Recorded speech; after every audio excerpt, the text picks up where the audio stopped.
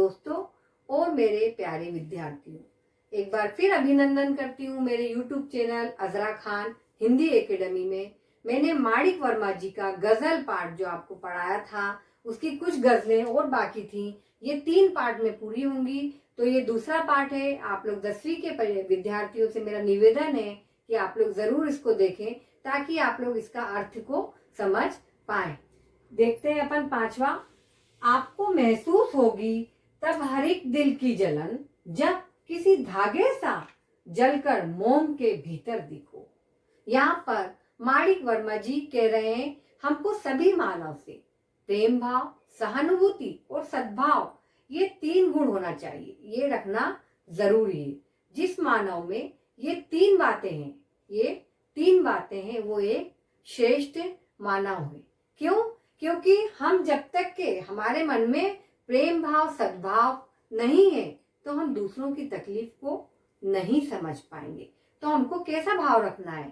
सहानुभूति और प्रेम का भाव हमको रखना है, तभी हम दूसरे की तकलीफ को समझेंगे। हमको यहाँ पर देखें आप, जब किसी धागे सा जलकर मोम के भीतर दिखो। हमको मोमबत्ती जैसा बनना है। हमको किसके जैसा बनना है? मोम। मोम से मतलब है मोमबत्ती। मोमबत्ती का जो धागा रहता है, आप लोगों ने देखा होगा, जब हम मोमबत्ती को जलाते हैं तो उसका धागा भी उसके साथ साथ जल जाता है। तो यहाँ पर माणिक वर्मा जी क्या कह रहे हैं? हमको मोमबत्ती जैसा बनना है। जैसे मोमबत्ती का धागा कभी उसका साथ नहीं छोड़ता और उसके साथ साथ जलता जाता है और उसी के साथ रहता है, उसी तरह हमको भी कैसा करना, उसके जैसा बनना है। यानी हमको भी दूसरों की तकलीफों को समझना है, महसूस करना है। जब भी हम दूसरों की तकलीफ को समझ पाएंगे और उसको दूर कर पाएंगे, यही तो मानव धर्म है जो हम निभा पाएंगे। तभी निभा पाएंगे ना हम मानव धर्म, जब हम दूसरों की तकलीफ को समझेंगे, महसूस करेंगे, तभी हम उसके दुख दर्द को दूर कर पाएंगे। तो यहाँ पर माणिक वर्मा जी ने मोमबत्ती का उदाहरण दिया है। अभी आप देखो यहाँ पर 6वां है, एक जुगनू ने कहा मैं भी तुम्हारे साथ हूँ, वक्त की इस धुंध में तुम रोशनी बनकर दिखो। यहाँ पर माणिक वर्मा जी कह रहे हैं, जब समय वक्त हमारा साथ नहीं दे, हर तरफ हमें नाकामयाबी मिले, असफलता दिखे, हमारा कुछ भी काम नहीं हो पा रहा है और चारों तरफ हमें वही नाकामयाबी और असफलता का कोहरा दिखाई दे रहा है, तो चारों तरफ हमें निराशा दिख रही है। यदि कोई ऐसे समय में हमें आशा की किरण दिखाता है, कोई व्यक्ति हमें ऐसे समय में आशा की किरण दिखाता है, तो वो हमारा क्या बन जाती है? सहारा बन जाती है। माणिक वर्मा जी ने यहाँ पर ये बताया है, ये जुगनू का लिया है। ये देखिए आप, वक्त की इस धुंध में तुम रोशनी बनकर दिखो, ये जुगनू का उन्होंने उदाहरण दिया है यहाँ पर। जिस प्रकार एक जुगनू जब जैसे अंधेरा हो जाता है, जिस प्रकार जुगनू जब अंधेरा हो जाता है तब वो रोशनी देता है। अगर जुगनू आपने देखा है, अंधेरे में ही दिखाई देता है जुगनू। जब जुगनू अंधेरा हो जाता है तब वो ऐसा रोशनी बनकर, इतनी सी उसकी रोशनी रहती है, मगर वो सहारा तो देता है ना। तो वैसे ही उन्होंने बताया है कि जब असफलता आ जाती है, चारों तरफ कोहरा छा जाता है असफलता का, तो कोई व्यक्ति ऐसा नजर आता है जो हमारे आशा की किरण देता है हमको, तो वो हमारे लिए बहुत बड़ी होती है। उसके जिस प्रकार से जुगनू का उन्होंने उदाहरण दिया है, वो उजाला जो जुगनू देता है वो बहुत महत्व रखता है। ठीक उसी प्रकार तुमको भी निराश व्यक्तियों का, नाकामयाब व्यक्तियों का, असफल व्यक्तियों का सहारा बनना है। क्या करना है? सहारा बनना है। उनके मन में आशा की किरण को जगाना है। यहाँ पर उन्होंने जुगनू का उदाहरण दिया है आप लोगों को। जिस प्रकार से जुगनू थोड़ी सी रोशनी में चारों तरफ उजाला कर देता है जिधर वो है, उसी प्रकार हमें भी उन असफल व्यक्तियों, उन नाकामयाब व्यक्तियों को क्या देना है? आशा की एक किरण देनी है।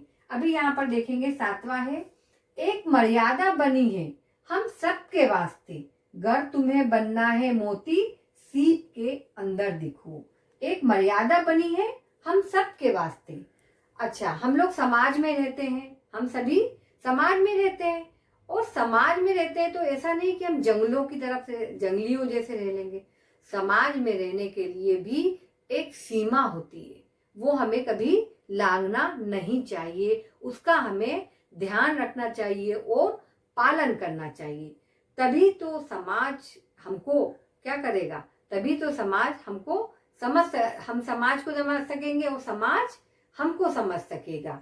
अगर तुम चाहते हो कि समाज में तुम्हारी कोई इज्जत हो, है ना, तुम्हारी कोई पहचान हो, तो तुमको क्या करना होगा, सीप के अंदर, जैसे सीप रहता है, तुमने देखा होगा सागर में सीप रहता है, सीप के अंदर मूल्यवान मोती छिपाओ, है ना। तो तुमको कुछ काम ऐसे करना पड़ेंगे जिससे तुम्हारा नाम हो। जैसे सीप के अंदर मूल्यवान मोती छुपा है, तो उसी प्रकार तुमको भी समाज के लिए कुछ अच्छे और श्रेष्ठ कार्य करने चाहिए। यहाँ पर वो यही बता रहे हैं कि जैसे एक मर्यादा, हमको सबको मर्यादा में रहना है, समाज की सीमाओं को लांघना नहीं है। अब समाज की बिना लांघे सीमाओं को हमें कुछ अच्छा करना है, हमें अपनी पहचान चाहिए, तो हमें कुछ श्रेष्ठ कार्य करने होंगे। जो उन्होंने सीप के अंदर जो मोती रहता है उसका यहाँ पर उदाहरण दिया है। तभी तो हम जिस प्रकार से उन्होंने जिस प्रकार सीप के अंदर कोई मोती छिपा है, तो उसी प्रकार तुमको भी समाज के लिए क्या करना है, कुछ श्रेष्ठ कार्य करने। तभी समाज में तुम्हारी क्या होगी, एक पहचान होगी, तुम्हें सम्मान मिलेगा, तुम्हारी वाहवाही होगी। यहाँ पर उन्होंने मोती के अंदर जो सीप रहता है, सीप के अंदर जो मोती रहता है उसका उदाहरण दिया हुआ है। यहाँ मोती और ये सीप के अंदर जो मोती दिया है उसका उदाहरण दिया है कि आप लोगों को क्या करना है, आप लोगों को कुछ ऐसे कार्य करना है समाज के लिए। क्यों, हम समाज में रहते तो हमारे भी तो कोई कर्तव्य है, तो हमें वो निभाने हैं, है ना। तो श्रेष्ठ कार्य करो और सम्मान पाना है, तो फिर आपको श्रेष्ठ कार्य करने होंगे। तो अपने को भी समाज में रहकर कुछ श्रेष्ठ कार्य करने चाहिए। यहाँ पर माणिक वर्मा जी ने यहाँ पर यही बताया है, और सबके लिए उन्होंने मोमबत्ती का सहारा लिया, उदाहरण दिया आपको बताने के लिए कि मोमबत्ती का जो धागा रहता है वो कभी साथ नहीं छोड़ता। और यहाँ पर उन्होंने जुगनू का लिया कि किस प्रकार एक छोटा सा जुगनू हमारे को उजाला देता है और रोशनी करता है।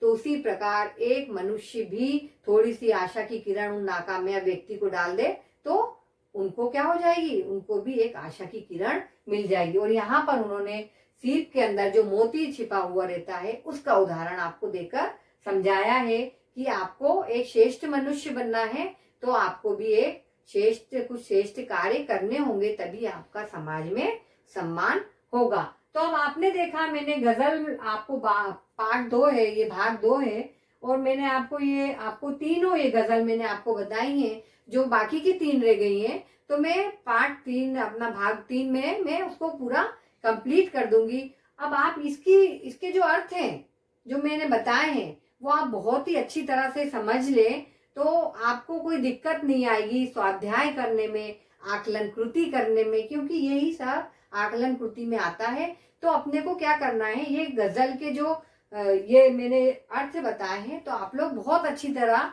मेरे वीडियो को देखें और सुने, तो आपको समझ में आ जाएगा। तो अब आप भी मेरे चैनल को मैं आपसे रिक्वेस्ट कर रही हूँ कि प्लीज सब्सक्राइब करें, लाइक करें और शेयर करें। Bye, take care.